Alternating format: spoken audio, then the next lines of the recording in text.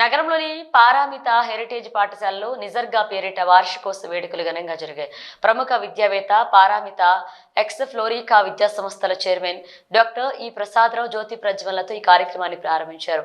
ఈ వార్షికోత్సవంలో విద్యార్థులు తమ అద్భుత ప్రదర్శనలతో ఆహ్వానితులను అలరించారు.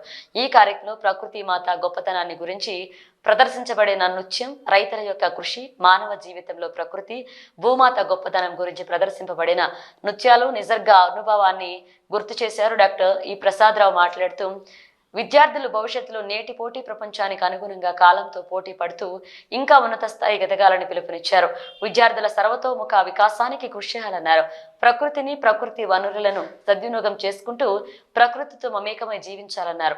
ఈ కార్యక్రమంలో పారమిత విద్యా సంస్థల డైరెక్టర్లు ప్రసూన, అనుకర్రావు, రస్మిత, వినోదారావు, రాకేష్, ప్రసాద్, ప్రాచి, వియుఎం ప్రసాద్, టిఎస్వి రమణ, హనుమంతరావు, ప్రధానోపాధ్యాయులు గోపికృష్ణ, సమన్వయకర్తలు రవీంద్ర రాత్రో, భవానీ, సరిత, రాము, నాగరాజు, ఉపాధ్యాయులు, విద్యార్థులు, వారి తల్లిదండ్రులు మరియు వివిధ పాఠశాలల కరెస్పాండెంట్లు, ప్రముఖ విద్యావేత్తలు, ప్రధానోపాధ్యాయులు పాల్గొన్నారు.